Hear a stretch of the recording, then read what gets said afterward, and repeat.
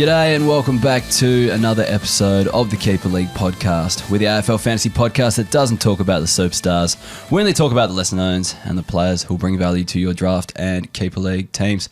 My name's Heff and today I am joined by Damon Adams, the Shiva Commissioner. How are you going?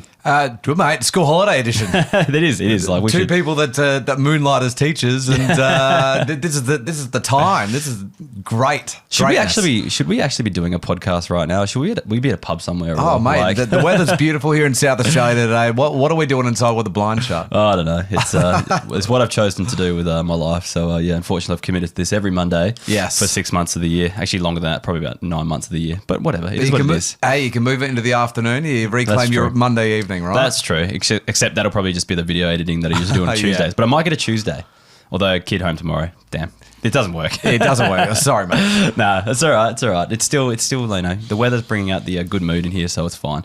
But let's give the listeners a bit of a Shiva update because we haven't had you on since before the start of the season. Yeah. So how did that all pan out? What were the numbers looking like? How many players you've got playing in the Shiva right now? It's cheeky because obviously yearly league, not keeper league, but I know that I've roped you in. Well, we are for draft and keeper leagues. That's true. The keeper league's just a name, a brand. You know what I mean? Understood. Yeah. So we ended up with 780 coaches doing Shiva, like both here in Australia, and I think there's about a dozen to a dozen and a half international coaches. Oh wow. Actually, I got one in my league, an international coach. Actually. Yeah.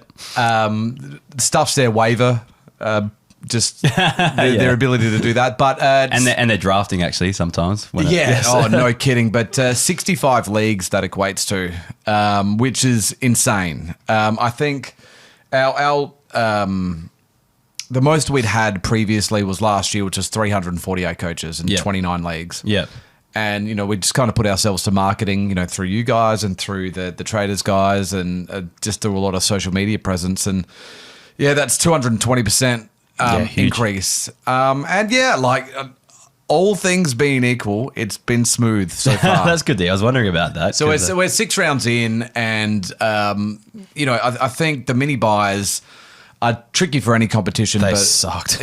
For something like Shiva, It is very tricky because, we limit our bench space. Yeah. Depending on what keeper league you're in, you might have deep benches and your ability to be able to rotate your players through, 2 teams being out might be okay. Yeah.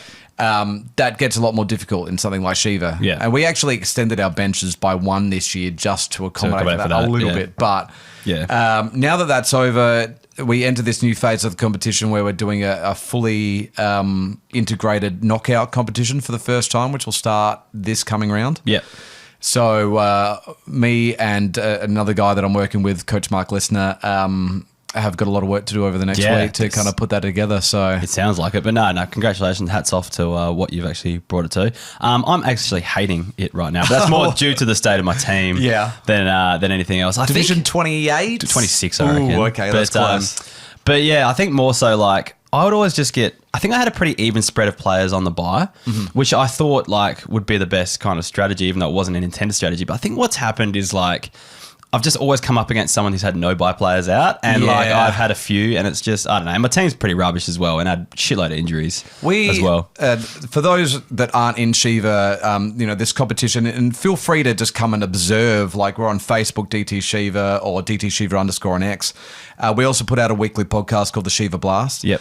And we've got this guy this Coach Mark who does our stats as well. Yeah. And he dives, now that we've got so many coaches, he just dives into the real intricate stuff. Yeah. And fixturing and the luck of fixturing plays such a big part. Yeah, definitely. We've got some coaches that might be 150th out of 780 and haven't won a game. Yeah. And yet someone who's ranked 650th overall has won 4. Yeah. It's just unfair. And there's nothing you can do to cater for that. Yeah, fixturing is crazy. Yeah. Other than just hope that it kind of falls in your way because you got to get some luck on your side. Yeah.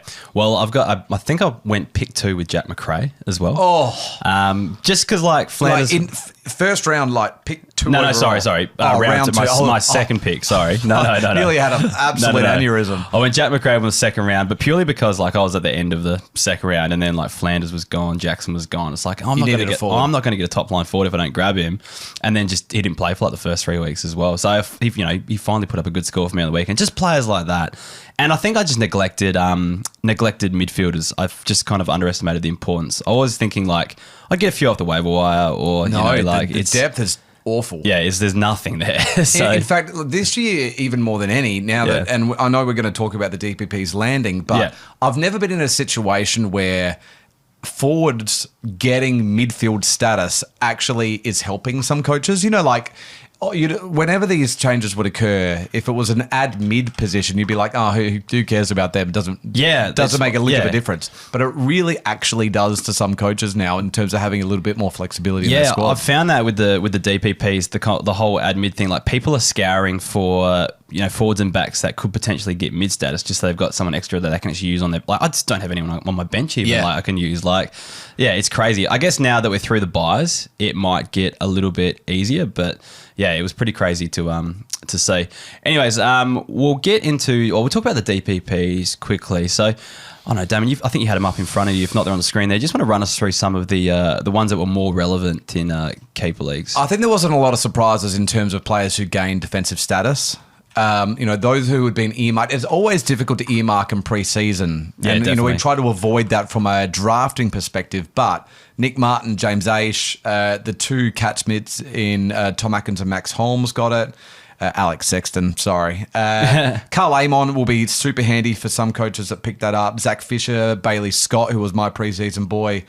Riley Bonner, Matt Roberts. Like a lot of decent output midfielders that are actually going to bolster that line. So there's no issues in defensive land in terms of fielding that there. I think in one of my leagues I had Tom Sparrow, Matt Roberts and Carl Amon all get DPP. Very which handy. Just completely flips my season from I think I was a top 4 team, but probably puts my team up to another level now because I had so many of these bench midfielders because like everyone, I lost all my forward status players. Yeah. So I had lots of mids and it just allows me to put a couple around to actually get those midfielders on the field and put some others in defence. So I'm pretty happy with the changes. For someone like a Tom Sparrow, it actually makes just a complete change to his relevancy because he's really on the border in terms of his output and in terms of getting fielded in a midfield position. But then couple that though with Clayton Oliver potentially being out, Christian Salem just doing a hamstring. Like the timing's perfect for those owners as well. Sparrow still didn't put it out on the weekend. Like he's got to improve. In terms of forward status, a couple of really handy ones. Ben Hobbs, I think, is really interesting. Sammy Draper. Yeah. Not that his output's been good, but if he can get into that number 1 ruck role, Goldstein gets injured or they just finally realise that Goldstein's not part of their future. Like that could be anything. For keeper coaches, Ethan Reid gained forward status. Yeah. For keeper coaches, who am I talking to here? Tom Sparrow, Jai Simpkin, another one whose output's been well down, but maybe that flexibility will help people out. Yeah. Justin McInerney, another interesting one, and the high keeper draft pick of Riley Sanders gaining forward status. Yeah, so some pretty handy ones there for coaches as well. So check out the full list. I think they're on afl.com.au if you need to check those ones out. But yeah, can change kind of the landscape. And it's something like, again, going back to Shiva, I wish I kind of put more time into picking up players off the waiver wire early and stuff like that. Because, but by the time I get there, they're all gone anyway, so I'm too slow. Matthew Kennedy, the other one I didn't mention, who actually will be really handy as well. We'll talk about him later on the show anyway. Oh, a bit of a foresight there. All right, each week we spin a wheel to give away a game day squad pack. I'm just going to do it straight off the bat this week. But yeah, there's an entry form in the description of this podcast. I spin a wheel. I read out your team name. That will read out the team name that wins. The coach of that team needs to get in contact with me and I will send them the code. So let's get stuck into it and see who wins this week. I can attest that there is a wheel spinning. I'm not just picking out my mates' names, I swear. Although I've had one winner so far. Do I have to read out this one? Yes, you definitely do. Well, congratulations to the Limp Dickies. I swear that's not a real team. Winning competition might do something for that. Yeah, maybe. Yeah, it might make it a bit... no, we won't go there. But yeah, well done. What did the trader say? They're polishing the trophy. Something about this week on their Patreon. So Love it. it. Might have to polish the trophy and you won't be one of the Limp Dickies anymore. But anyway, yeah, you've won yourself a Game Day Squad pack. So get in contact with me, confirm your name and your email, and we'll dish the pack out to you. But while we're talking about other platforms here, we'll do a Supercoach update. This fascinates me because, I mean, I've watched your TikTok updates and all of a sudden you are in the first half dozen of Supercoach coaches in the country. Yeah, I think I was 27th or something last week. And your first ever time playing the game? First ever time playing it, yes. Mate. Pretty much just copying everything that Selby tells me to do on his podcast, and also me sliding into his DMs every Monday morning. but it was 27th overall. Didn't have a great week. I think I scored 1877, puts me down to about 160th overall. Still good. I mean, what went wrong? All right, so I was playing Luke Jackson and Max Gawn in my ruck line and thinking Sean Darcy's coming back. Jackson's got to go back to my forward line because I reckon he'd be a top 6 forward, but he's nowhere near a top 2 ruck. You know what I mean? Well, they've kind of worked out that way on the weekend. I'll be a smart man. I'll bring in Rowan Marshall, put him in the ruck department. So this week I've got him replacing Gawn, so it doesn't matter. I've got a Gawn donut. I've got an extra number there that many people won't have. And next week I'll put Jackson back in the forward line. Rowan Marshall didn't even make my best 18. Yeah. It's like I've just blew a trade. Like, it's long term, it's going to be fine. I 100% expect him to bounce back. But when you're really up the top tier, you've got to have those debutants make the difference. It's like I didn't even make a trade and everyone else around me did. That's effectively what happened. So, and it was a bit of a different trade as well. Like, a lot of people bringing Walsh and that sort of stuff as well, who went well. Especially given a lot of that top tier would have already had Rowan Marshall. You bring in a different player. Yeah, I'm not sure if they did, to be honest. Like, I think I was getting probably, some of them did. There's a lot looking through the teams didn't. But they were like either Rolling Grundy and Cherry and Gawn and that sort of stuff as well. But tried to get ahead on the game and it backfired miserably. So your ruck line's sorted now. You got to look towards the future, right? Yeah, that's it. So it might go all right.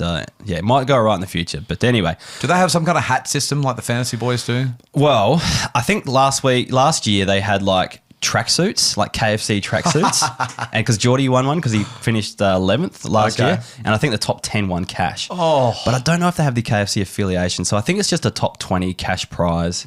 Now I think it's like at least $1,000 for the top 20 or something like that. So Geordie was 11th last year. You got a tracksuit. Now they're paying out to 20, and you got a heap of stuff as well. Like you got like KFC, feeds and stuff like that. And I think it was and he's sharing footy and all that sort of stuff. There was lots of stuff that he got. It wasn't too hard done by. No, definitely. But at like top 10 would have been good for him. But anyway, I think I'm a way off now, but we'll see how that goes. It's early days, still a long season to go. Mate, people have come in from much further out to win competitions before. Correct. All right. Let's get stuck into the round review. We'll start with the St Kilda versus Western Bulldogs game on the Thursday night.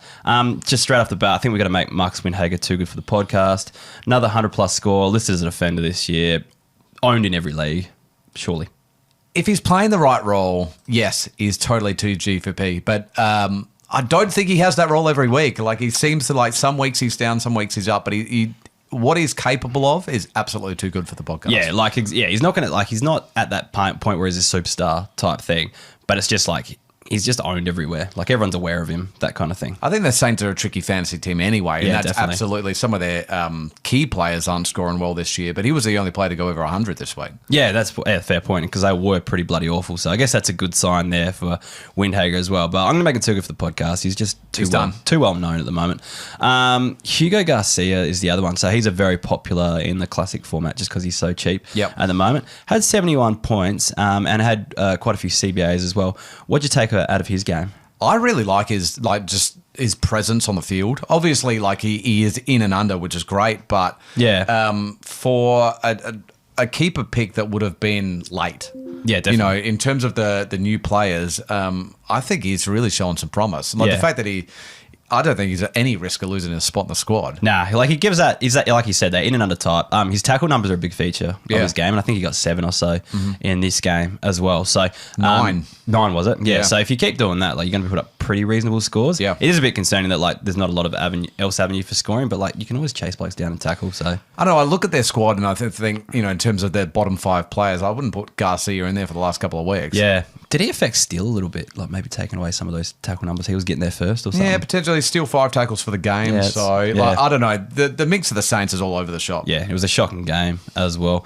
Not a lot else to talk about the Saints, as you said. Only one guy turned up. But on the Bulldogs side of things, Bailey Dale. Oh, man, what a response. So this is the guy that was subbed last week. Yeah. He was the starting sub. Starting sub, sorry. Yeah.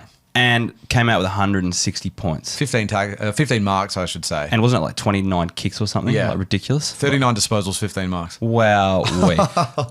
But does he get vested next week? Oh, yeah. I mean, who knows? Like the Bulldogs' numbers as opposed to the Saints were incredible. Yeah. You know, they had 5-6 players over 120. Yeah. Unheard of. Well, it's kind of goes to their half back line. So let's have a think about this. Like Jason Johannesson was like 120 something.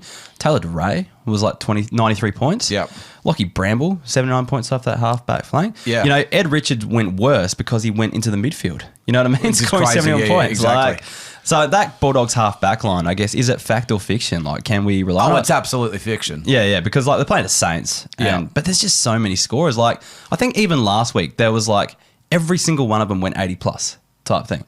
So, and that's when they got belted by the Dons. So I really don't know what to make of it. But I feel like, you know, if you got players like Taylor DeRay on the waivers, like I think he went 79 last week, 93 points this week. Yeah. I know defenders aren't the most sought out players, but it can be handy if you need one. Oh, I mean, I love a player like Ed Richards who would be too good for the pod reasonably, but like he's not been that good this season. Yeah. Like there's just no consistency in any of the Bulldogs. You know, I'd say the same for the Saints, but Bulldogs are absolutely that team as well. Yeah. I mean, look at someone like Jack McRae and the way that he's played him in the year he's had for you and Shiva. Yeah. You know, missed 75 and then a subbed 28. Yep. Then 78, and all of a sudden, 129. You know, Lib is out, and he's got some opportunity there. 100. You know, we saw the old Jack McRae. You know, just that ball hungry magnet. Yeah, 100%. But you know, if Lib is back, he's back out to a wing, and see you later. Okay, so the question I've got here in my show doc is: are we trusting Jack McRae with that performance? You couldn't. Nah, absolutely not. Yeah, especially with Libber out, it's the big factor there. So yeah, like coaches like me, people that own him, like were rewarded last week finally, but. Yeah, it's too unpredictable at the Bulldogs at the moment. Man, if you had someone interested and thought he was back, I'd trade him. Yeah, I would 100%. get him out of my squad. 100%. I don't think you could convince anyone that that's an ongoing thing. No one in our league would fall for that. That's the thing, and I think that's half the stuff I got to remember. Like with this podcast in general, is like I'm always speaking as like all the coaches out there are experts as well. Like, and so a lot of the time, like you might be playing with people that don't follow it that closely or, you know, aren't on top of things as much as well. So it's probably worth making some of those offers. That's all. You just don't know. But yeah, if you ever came to me for a trade discussion, I'll just, you know, reflect what you said on the podcast. Are you sure you think that about Jack McRae, mate? Yeah, exactly. Yeah, so that's the thing. Anyways, moving on to the Adelaide Crows versus Essendon game. I didn't see we had this on, but I wasn't really watching it. I had a record night on Friday night with a mate and had a heap of beers. So this game's a bit blurry for me. Sit in a beanbag and listen to music. Yeah, well, it's actually in the backyard, front of a fire. We had it on the laptop, but it was a good night. You just pick a song each? No, we pick a record. So you got to listen to a whole album. And and it takes a few hours. I think I got home at about 3 o'clock in the morning. but yeah, it was a good night. School holidays for you. Jake Saligo is the first player I want to talk about. 98 points. Is he too good for the podcast now? I hope so. Of anyone that Adelaide would be clinging their hopes to, Jake Saligo should be playing peak midfield time because they don't have good ball users in there. So, like, putting someone that is willing to put their head over the ball, do the hard stuff, he should stay in there all year and hopefully this output holds. Yeah, definitely. So, for the last few weeks, though, like, Saligo has saw like a huge uptick. I think since the Melbourne game, it was. And we've seen, like, Laird, like, drop off the face of the planet and playing lower time on ground and that sort of stuff, too. I think public sentiment also leans towards Jake Saligo. Anyone that's putting any commentary into the Crows is saying, get Laird out of there. Yeah. Matt Crouch shouldn't necessarily be in there. Not that they can really play anywhere else. Yeah. But yeah, Jake Saligo is the future. Why wouldn't you be giving him, like, because he's playing better than most. Exactly. And yeah, like that's his position as well. So yeah. Oh, it's just nice to see a player that in his initial year, we were all saying, like, we want to see this guy as a midfield, like taking the CBAs, all that sort of stuff. And we're finally seeing it now. So it's good to get that kind of gratification there too. Last 3 weeks, 102, 73, 98. Yeah, it's awesome at the moment. All right, Josh Rochelle had 82 points and scored a goal. I turned on the radio. So on the radio, I got a message saying, put on 5AA and listen to all the shorts and Josh Garlop and his boys. Because I didn't really like take in much of the game. But Josh Rochelle was just absolutely copying it in the media on Saturday about showboating or like thinking he'd won the game. Like, what actually happened there? So, like, a lot of the criticism for Rochelle's come with a couple of moments in the fourth quarter where he just heard footsteps and, like, balked from a contest. And then he had an opportunity to take, albeit a pretty easy mark late in the fourth. It would have put him 15 metres out on a 45-degree angle. Yeah. And he's just squibbed and dropped the mark. Yeah. And so it's, if you're willing to play it up and be the guy, but all of a sudden these moments are coming and you're not the guy, well, then you're going to be put in the spotlight. And, I mean, even Crows fans were out for blood. The radio was telling me that on the weekend. But anyway, like, the shorts. He scored 82 points. On the back of this, do you reckon we see a response next week from him? It's really difficult to know. That one is really, really tricky. The Crows, who are they playing this week? Good question. I don't think it's. I don't think it's a favourable. Oh no, they're playing North Melbourne. I think down in Tassie. Oh, yeah, down in Tassie. Yeah. Yes. Well, I mean, it's a great opportunity for him to bounce back. I'd be. If he was available, I doubt he would be. But or if I own him, I'd be making sure he's on the field this week. I reckon he could do something. I'd be putting everyone on the field from the Crows this week. Luke Nankervis, I just want to kind of touch on him. 71 points. Picked him up with, I think the very last pick of our draft. Yeah. And he's looking like a fantasy type. And I don't think, the days of, Brodie Smith being in the side, surely too not, far. Yeah, I think they might be over pretty soon. So, someone like him, especially with, Miller injured, could be, the next one, on the halfback flank. So, I think he's on the wing a bit more up the ground as well. But they're still crying out for outside types that they need anyway. So they need a whole bunch of things. And Luke Nankervis certainly looks the part. Yeah, definitely. Yeah, so he's one I've got at the moment and worth probably a waiver pickup if he's available. Shame to see our boy Mark Keane just trail off in the last couple of weeks. He was looking really good as a waiver pickup, but no, he's soured. Yeah, Geordie was actually the one who was he's a key defender, don't touch him. I was getting seduced by people, people telling me you got to start thinking about him. They're going to kick it around and play that market game, but no, it's right back-to-back 40s, I think it was, since we talked him up. Onto the Essendon side of things. Now, Jai Caldwell, I've owned this guy since his first season. 5 or 6 years right now he's been on my side. Yeah. Are we finally seeing a breakout? Man, I've gone early on this guy a couple of times as well, so to see him play well is nice for him. Yeah. But it's a little bit painful. Let's go through his score, because one thing that really impresses me about his fantasy scoring, it's gone up every week. Yeah. 61, 64, 86, 103, 108, 117. Yeah. That's beautiful. What's he going to score next week? That's just tracking nicely. 120 is coming up for Jai. Yeah, definitely. My thing, are we just getting too far ahead of ourselves with Perkins and Setterfield out of the side? When those guys come back in, do we see a change? Because Sam Durham is another player down the list here as well, 92 points. Yeah.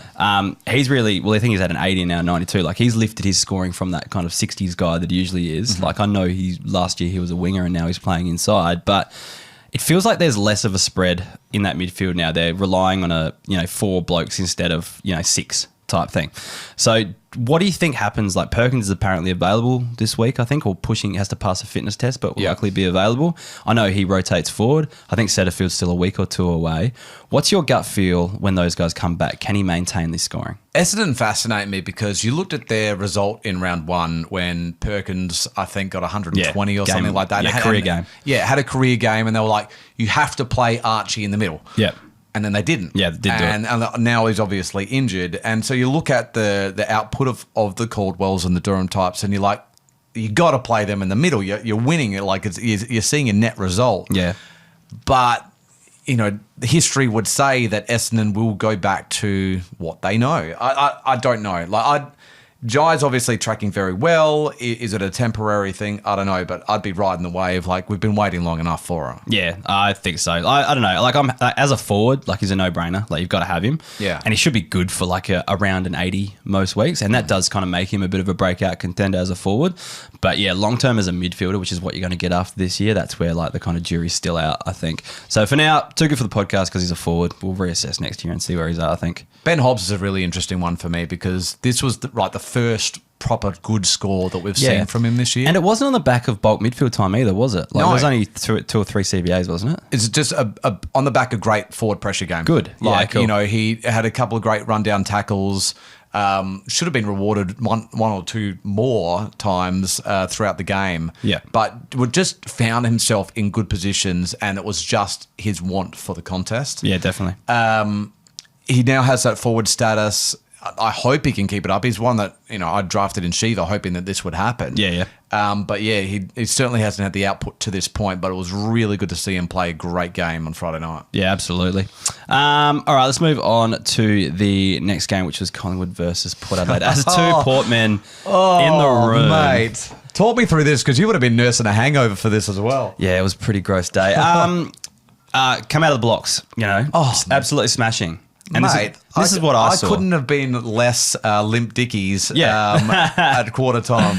And then I see Collingwood, and it's a classic Fly McRae. Let's switch to a different style of play. Yeah. Like, it's not working for us.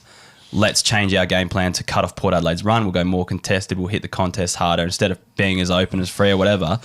And it was just a classic case of what I've seen a million times, with Port Adelaide having absolutely no plan B. Yeah, they just cannot change tack. Nah, we've got nothing. Like, it's so frustrating. And then you get Ken Hinkley in the media in the press conference blaming the players for not bringing the pressure. Yeah. But they're doing what they do week in, week out, and what they're told to do. And they just, when it comes to a point where we just can't actually move the footy or can't do anything because we're so stagnant or whatever, I just don't get it. The hard thing was, the pressure did overrun us, but our pressure rating was still really good, even when we were getting trounced. 100%. But you're right, it was just we couldn't zig when they zagged, unfortunately. And what really gets me with these games is we make one of their role players look like an absolute friggin' genius. Will Hoskin-Elliott. Elliott every fucking week. Someone, just there's always one random player that you think's finished or done or you've never heard of before in your life. Just we make them look like when insane. have you ever seen Will Hoskin-Elliott take pack marks? And he took two great hangers. Yeah. Kicked some great goals. He was absolute day unbelievable. I had him on field in the Shiva as well. My M7. At least you got something out of it. Yeah, I got the win on the weekend as well, which is nice. Pulled me out of a relegation zone. But I don't know. It's very, very frustrating. But I'm tipping the cap to Will Hoskin-Elliott. I wouldn't. He got defender status, didn't he? Yeah. As well. So I don't know. He plays on the wing. Mate, he won't do this again. No chance. He won't. But yeah, that's classic Port Adelaide. All right, Jace Burgoyne scored 90 points. Cost some shit on TikTok because we mentioned that he scored 47 from 43% time on ground at the Essendon game. I think he came on as a sub. And we said, if Boak's injured, which he was, this is a good sign because Jace Burgoyne's probably going to just fill that wing role, should score okay.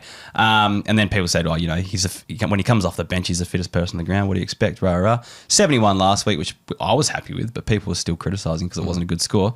Are we happy with 90 now or what? You've got to be happy. Hey, mate, if you want to put it to your fans, go for it. No, it's not. I don't think it's fans. I think a lot of people I'll address some TikTok idiots a bit later, but I think people come across the shorts and stuff not realising we're a fantasy podcast as well. Oh, right. You think you're just they think we're a football podcast as well. And I don't know anything about real football. I don't know fantasy. Got to do a disclaimer, but I mean, you got to keep it down to a solid minute, right? Yeah. But anyway, we flagged it as soon as Boak got injured.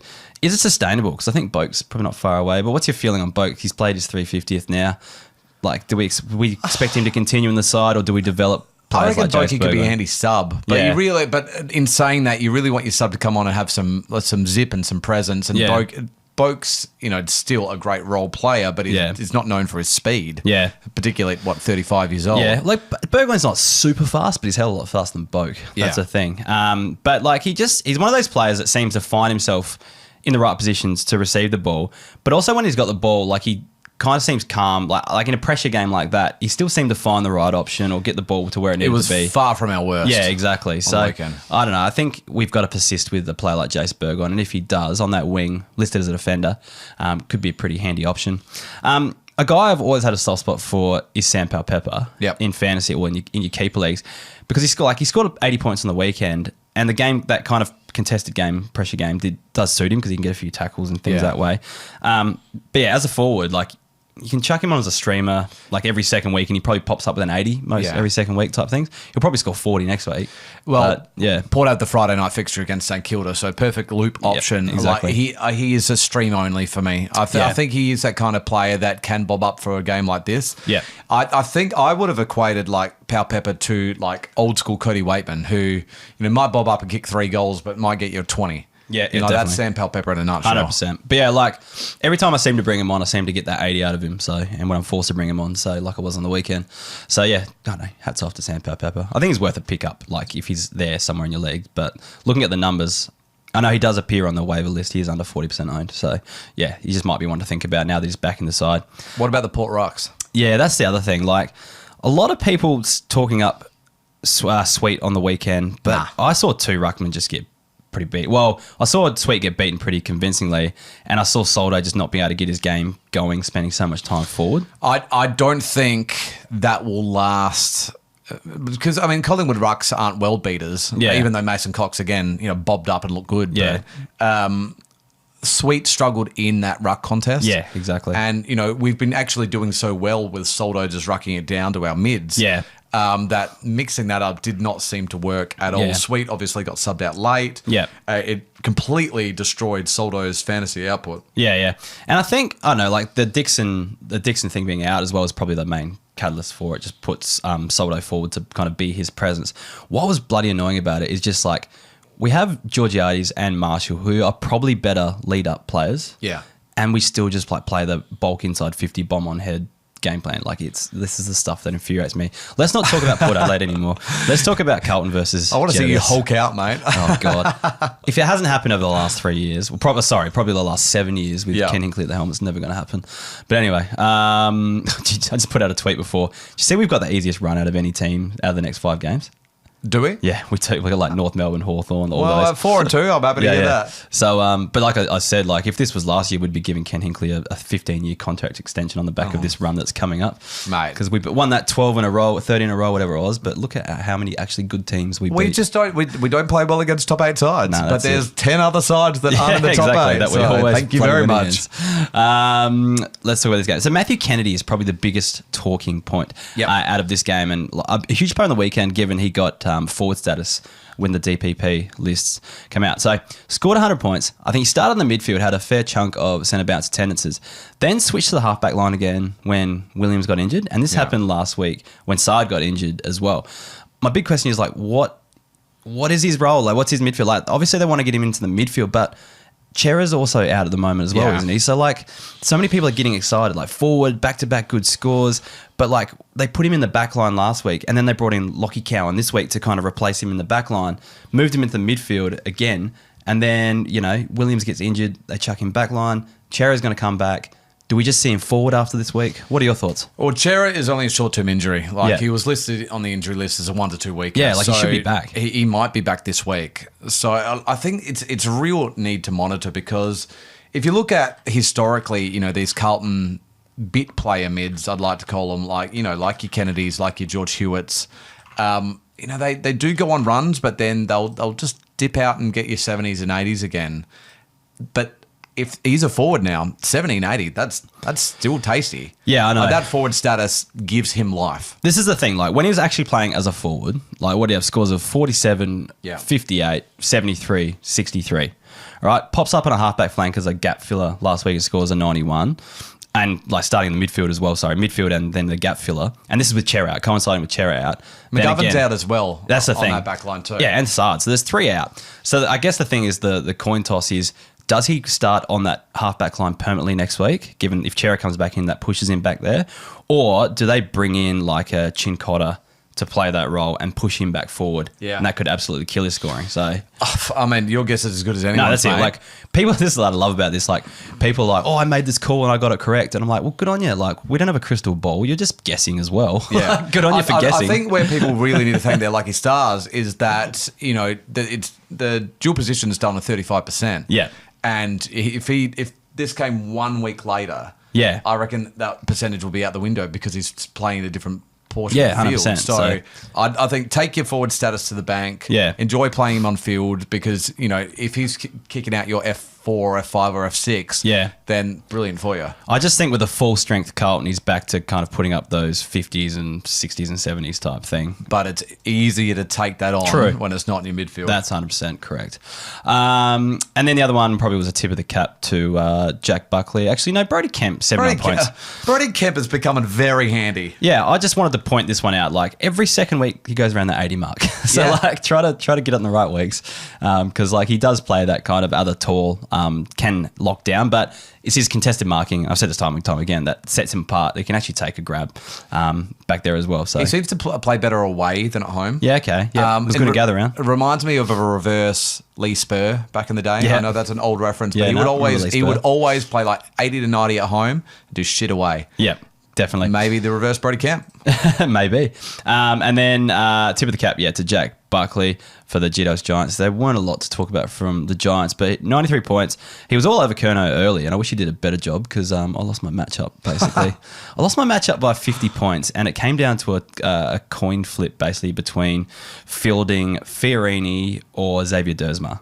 And I went with Dersma. Oh, of course. Dersman's run has been amazing, but didn't have it this way. There was a 50-point difference between the two on the weekend, and I lost by 47 points. So, it's just... And I was top of the ladder playing number 2 on the ladder. You can't hold yourself low because you could have... mate. It's the worst. But anyway, what could have been if I just selected differently? Just to go back on that, Xavier Dersma 53 though, like comparatively what he's been doing. Yeah. No, terrible. That's just that way you can't trust wingers, that's all. Yeah. Gold members, thank you to Daniel Williamson, Dylan Burgess, Troy McGlade, David Priestley, Brendan Clark, Andrew Speed, Matt Sidney Rock Smith, Ed Higgs, Michael Tula, Zach Waldridge, Dave Quinlan, Phil Smeets, Dimitri Klakanis, Mark Botka and the Van Dykes. Thank you for supporting the podcast. If you want to get on board and want to be one of these legends that supports the podcast and keeps it going from week to week, not just freeloading off the good information we give out each week. There is a link in the description. So any person who wants to support the podcast is greatly appreciated. In return, you get access to all our bonus resources and stuff like that, which kind of help you with your teams. Anyways, let's move on to the Brisbane Lions versus the Geelong Cats. Jared Berry, where the hell has this guy come from? So has he been playing on the wing or halfback flank? I didn't see this game again because I was cheering on my boy Andrew Brayshaw, who I had to see on, who pumped out a nice 92 for me. But anyway. I also had to give some time to the family on Saturday night, so it's a mystery to me. Yeah. Obviously, it was done in the slop. Like it was raining hard for the majority of that game. I want to point out, so Jared Berry is one of those players that's been around. So he had his first year in 2017. Yeah. And at that point, like early, he showed great signs of keeper potential, particularly like fantasy game was there. Yeah. So coaches were like, at some point this guy's going to kick. In 2019, so his third season, he averaged 79.6. Yeah. That has been his best average since. Oh, Jesus. So he's mostly in the 70s, but from 9 games in 2021, averaged 50. Yeah. And so you just thought, this guy's never, ever going to get into it. But over the last 4 games, 87, 79, 120, 117. Yeah. This has got to be his best 4-game run in his career. The thing is, he has had good stretches in the past, but it's when he was getting bulk inside minutes. Yeah. You know what I mean? And now he's getting none. So, I don't know. But... Yeah, it's probably role dependent. I need to analyse it closely. I maybe make a point of watching Brisbane this week to see what's happening. But when I do that, he probably goes back to scoring 70. So mate, as soon as you put any stock in him, he'll wilt. Yeah, can't put my finger on it, but Jared Berry's on a nice little run at the moment. So, I mean, looking at the game, Lockie Neal was tagged down to 28 disposals. Yeah. His fantasy output was down to 75. Yeah. Cam Rayner went missing for the game. Jared Lyons was a sub. Obviously, there's midfield minutes being given out. And it's like you mentioned, just players missing. Lincoln McCarthy had 86 points as well. That's probably a tip of the cap, given that Zach Bailey's out, Charlie Cameron doesn't really do anything in this game. There's got to be one person that kind of bobs up and does something. So speaking of a bob up, over the last 2 weeks, Noah Answorth, 100%, back to back mid-80s. Yeah. So we talked about this last week, and he was the one we tipped to replace Kadeem Coleman. Yeah. We did mention that Zorko potentially could go back and play that role, and he's done a little bit. Kind of has, yeah. But there was still Connor McKenna, who was probably on the other halfback flank as well, that's come out of the side as well. And so we didn't mention Noah Answorth was like the natural guy, next guy to go back there. But he didn't put up good scores for the first couple of weeks. And we're thinking like maybe just found his feet. Like he needed a couple of weeks to adjust at AFL level. And now he's actually starting to put up some good scores because he got defender status too as well, didn't he? Yeah, so he's a defender forward now. Yeah. I think what's really interested... Oh, that's right. He was a forward, which made him even handier. Yeah. So I think what is particularly interesting about him is that generally that kind of rebounding halfback wouldn't have a good game in the slop. Yeah. Like it's not great conditions for him, but he still managed to put together 85 and he actually scored 116 as Supercoach as well, so it was pretty effective in a tricky game for Brisbane. Yeah, definitely. So I don't know. I think he's like we had a mid-season draft and I think he was one of the first picked in the mid-season draft this week. Very deep keeper league. Mid-season draft in round 6. Nah, so we do 2 ad drops per year. It's like a third of the way and then halfway through the season. Interesting. Halfway through, quarter of the way, halfway through, and then it's the number 1 draft pick. Yeah, in the mid-season. It's a very deep league, like 40. Squads 10 teams, squads of 40, I think. But yeah, he was left over. Cloesi actually got picked up at the start of the year, so he wasn't up there. No, I think Cloesi was actually 1, and then he was 2. Sorry, okay. But yeah, just up there. So interest in him. Yeah, definitely. He's worth picking up if he's available. That's for sure. All right, the other thing I want to kind of talk about is the Oscar McInerney concussion, and it's a 1-week play, and it really just revolves around my team. So sorry, listeners out there, for a minute. This is Heff specific. So I've got Danaher in my side, who saw a huge uptick in centre bounce attendances because he was the main ruck, and got a 70 in the wet, which he's usually go completely missing in the wet. So that was good to see. But my other kind of question is, do you think Darcy Fort could be a 1-week play listed as a forward? Like if he's on your waiver wires? Because I remember there was one game last year, and I know this very well because I had Oscar McInerney as my number 1 ruck last year. Coming into finals, he did a 1-week knee injury, and I had a donut in the final, which ended up losing. And Fort came in and scored an 80 that week, who my opponent had. So, the memory is solid.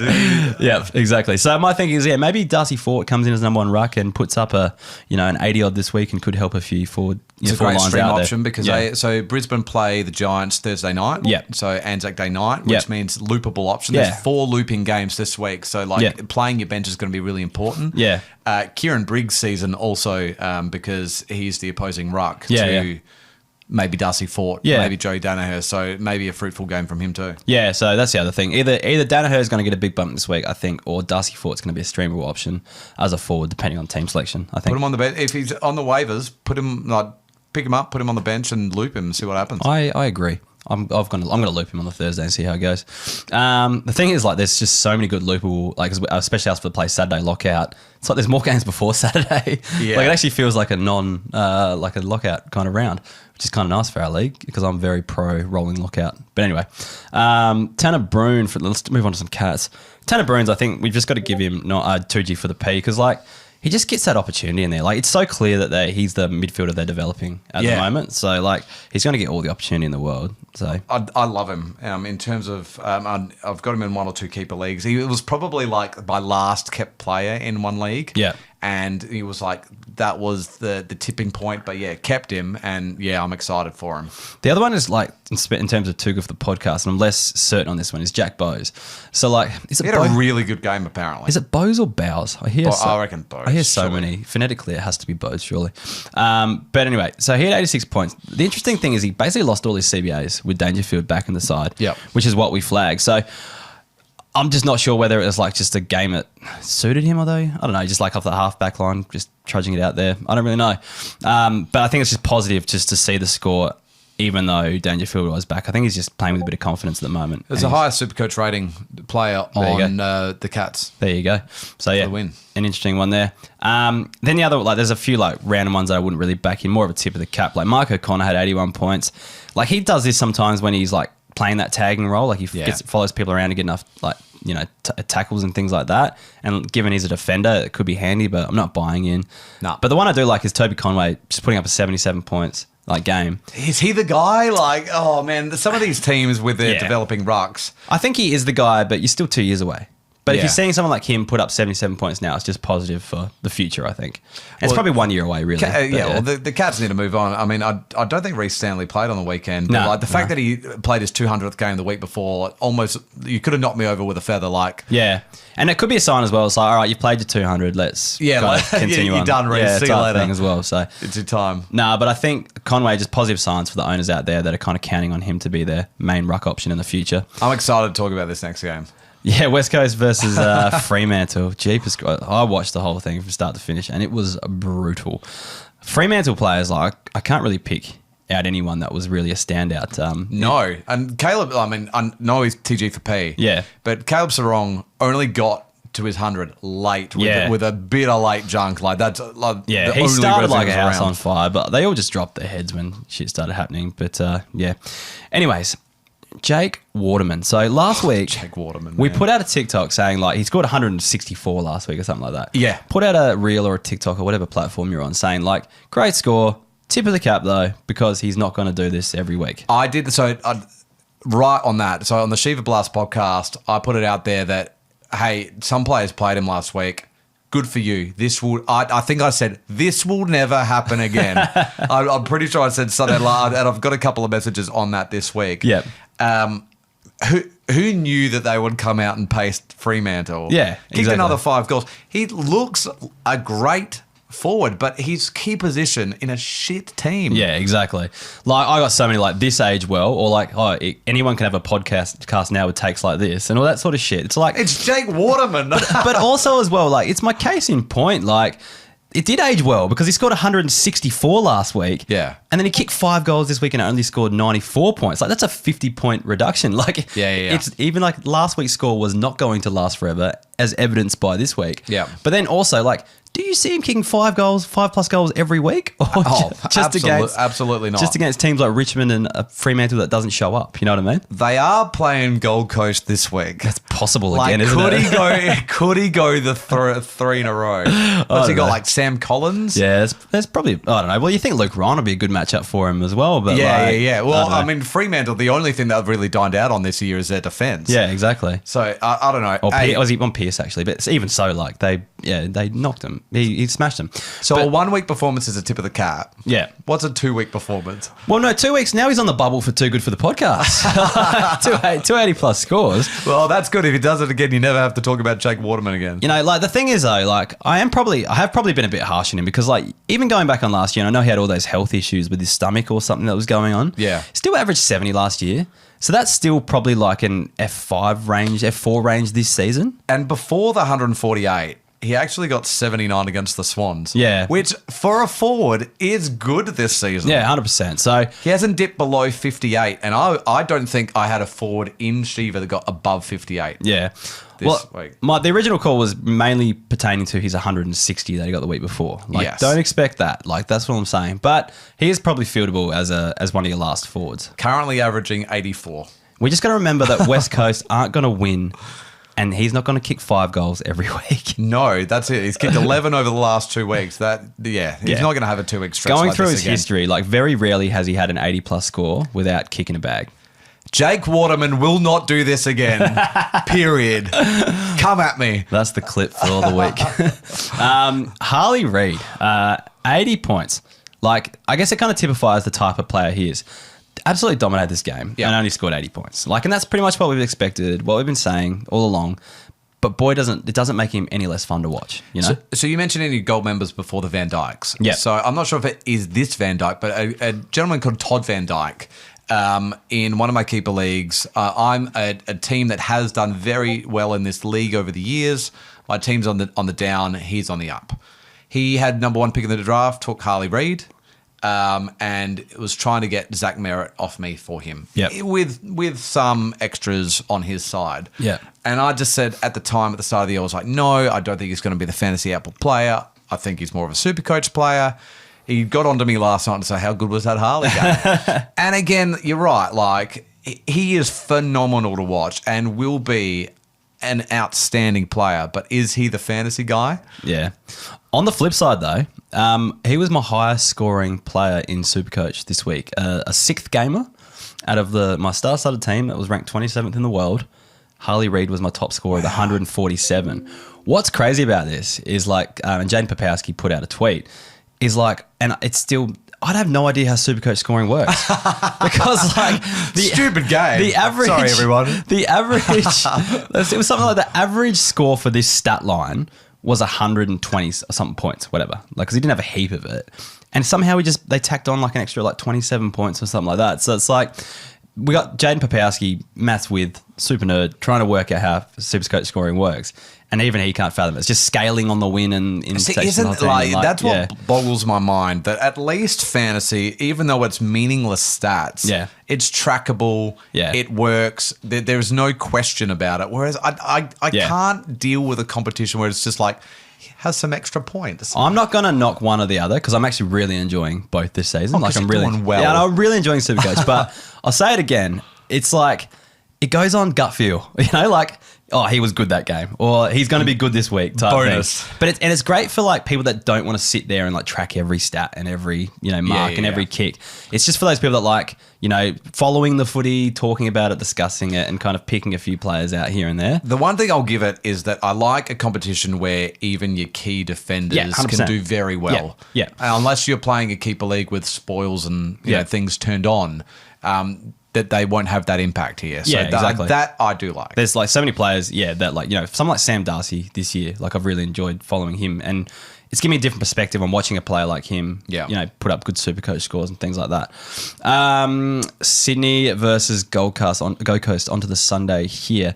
Now, Justin McInerney, again, I didn't see this game either, but he had 103 points. He did have a 30% rise in centre bounce attendances this week. But on fan footy, it said he was playing half back. So I'm not really sure what the go, because he's usually out in the wing, but he did get forward status, so he was playing on the half forward flank earlier in the season. I think purely like he's averaging 80 now as well. So it's actually a pretty good forward option if he's out there available. I've checked the Shiva waiver pool. He's not there. but yeah, so I don't know. Just one to kind of keep an eye on. I don't know. Like, if you look at his CBAs, like, he got 31 weeks, 6%, like 30% one week, 6% the next week, 26% the week after that.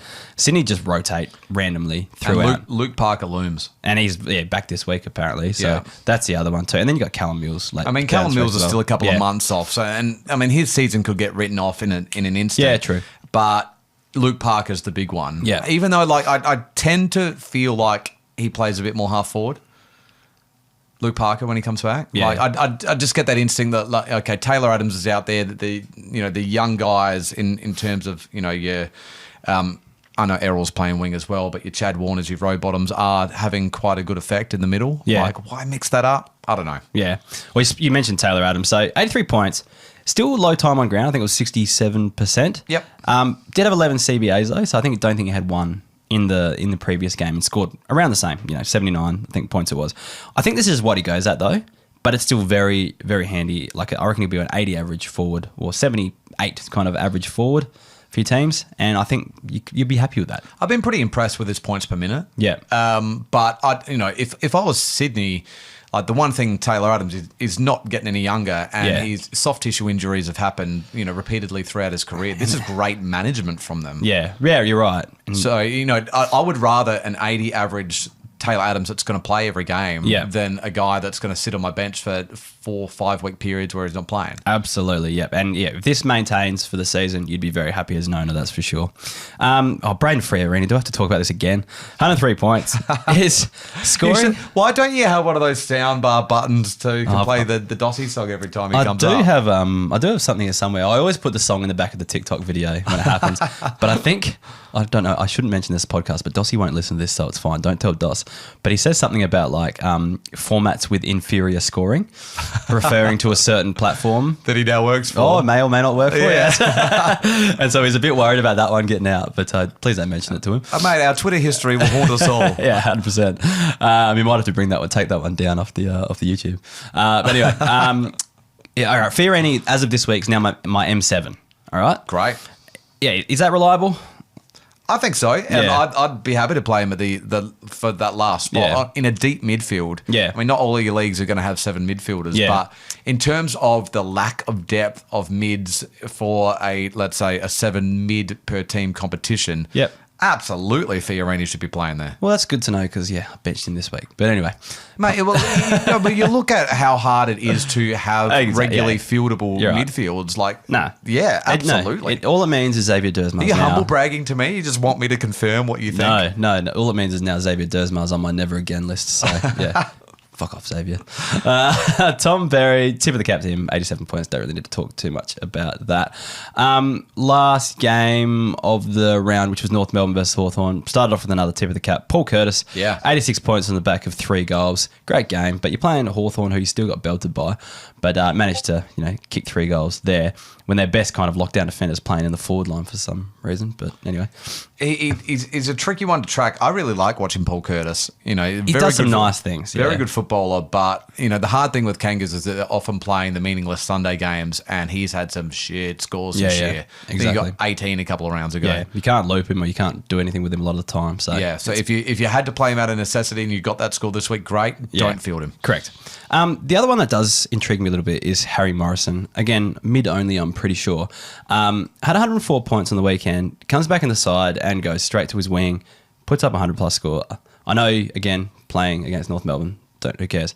But more like players like Massimo D'Ambrosio, I think, is gone, especially because he got subbed out.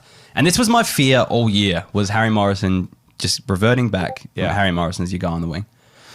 It's Hawthorn are fascinating to me because Massimo looked the goods for a couple of rounds, and like that experiment ended quickly. Yeah, definitely. But even if you look further than Harry Morrison, like just the inconsistency in output to anyone in their squad, from game to game has been striking. They're obviously developing their side. So they'll give, Mackenzie a big run in the midfield this week. They'll sub him out last week to manage him or see that he's struggling and get him out type thing. Yeah. And a game like this, they wanted to get the scalp. They wanted the win for their fans, that sort of stuff. So it makes sense to bring in an experienced campaigner like Harry Morrison.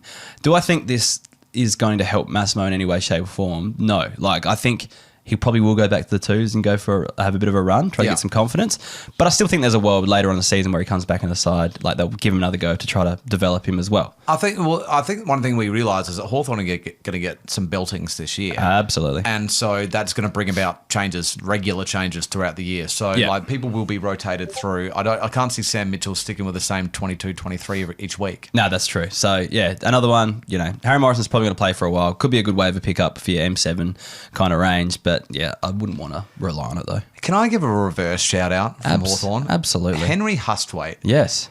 In pre-season, he looked like just like a deep midfield option. Late in drafts, take him, and this guy might come on and score 80 to 100. Just looked out and about. Yeah, he's obviously getting sub-affected, but he's played the last 4 games. Played, I'm using quotation marks, 39-6. 32 and 14. Yeah, jeez. See you later, Henry. Something's not happening there. Yeah, I know it's a role thing, and he's not getting the role he was playing in preseason, but give him time. What a shame. Yeah, still a young player. All right, so and the rest of this game, there was just a heap of 80-plus performances that I'm just not really buying into any of them versus North Melbourne. Jack Gunston, no. Jack Scrimshaw is an interesting one. He does bob up every second week, but again, North Melbourne performance. Maybe a Chol, 80-plus. Jack Ginnivan, his first 80-plus score of the season. Then on the reverse side of that, you've got Warple with a 50. You've got, Hardwick's down. Sicily only got 66. Weddle 65. These other players that would expect to be on the other side of the fence did not do well. Do you think Warple's in danger with Will Day returning soon? Newcombe plays the exact same role and pretty much only one of them pops type thing each week. Yeah, I don't know. I think Warple is a better player than people give him credit for. I think he's does the inside stuff well. He's best 22. It's just that midfield actually looks good when everyone's fit, or semi-good when everyone's fit. And Josh Ward's not even in the team at the moment. Yeah, well, there you go. So, yeah. Anyways, on to the next gold members read for the week. Before we get into the questions, thank you to Josh Kane, Jack Walton, Lachlan Chisholm, Sam Hay, Jack Sugars, Jeremy Bird, Bradley Hawkins, Drew Peacock, Bodrick Boddington. Surely is that a real name? That is, I hope it is because it's magnificent. That is a great Bobo. Bod. Michael Priest. Scott DeCicco. I think that's how you pronounce that. Apologies if not, because I've actually met Scott 3 times now. Scott DeCicco? Yeah, DeCicco. Maybe it's DeCicco. Met him at the Shiva draft for the first time. Oh, yeah. Then he came to the live show and then saw him at the footy the other week. So gentleman. Good bloke. Yeah, you can teach me how to say your name correctly on the weekend. I'll see you on Friday night. Sits in the same bay as me. Daniel Decerny. A lot of these Italian-style names, hard. Lachlan Corbin, Jamie Brierley, and Pete S. Nice and simple, Pete S. Thank you. Just keep it simple for Heff. All right, let's get these questions done. See if we can wrap this up around the hour mark. Richard Eliadis wants to know, is Dacos still the number 1 keeper target, or has he come back to reality and looks like a 100 and 110 player? Furthermore, is he a sell high or a buy low target? What's your opinion? From 5 games this year, averaging 97.6, obviously unders on what owners were expecting. This will... do you reckon he keeps defender status post this year? I would have said no to start the year, but now I think it's up in the air. No, I think he does. Like, their midfield's doing well enough, like, without him going in there for every centre bounce. Yeah. And, like, you've got to remember it's his 3rd year. Yeah. Like, and the stuff we've seen him do, like, so far has just been freakish, you know? And look at every superstar throughout history. They often have down years, you know? Yeah. So I'm still on board. I guess the question is, like, if you had to pick between Dacos and Sheasel, number 1 pick, who are you taking? It would have to be Sheasel at the moment. Yeah. I mean, here's the thing. If Richard's question is he still the number 1 keeper target? Listen, if he's not, he's still top 3. Yeah. Without question. Yeah, you can't make a mistake, like, at that range. Yeah. So, you know, he's so young in his career. The scoring output is far from poor. Yeah. Like, maybe you would have expected more if you did take him at pick 1. Supercoach, he was 133. And he was actually one of my points of difference this week with the people that own Stewart. Kind of thing as well. He had a great game. Yeah, so it was fine. Like, he's at a low score of 61, but other than round 2 against the Saints, he hasn't gone under 95. Yeah, so no, I'm still backing him over Sheasel, to be honest, because, like, I don't see Sheasel playing that role forever. No, well. I think Sheasel he's busy racking it up, but he's not having any impact on that Kangaroo side. Yeah, exactly. So no, I'm taking Dacos just given what he is to that side and what we have seen him do in the past. Geordie DeSena.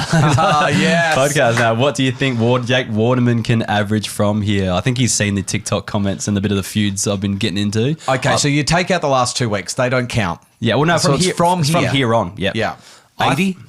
I think... Can he get to 80? I think 70 to 75 from here. Yeah, 75. Because there's just going to be too many games where the ball just does not enter their forward 50. Agreed. Like, where he's on. But, like, you know, on a good run, but I'm just sick of people trashing me for saying essentially that.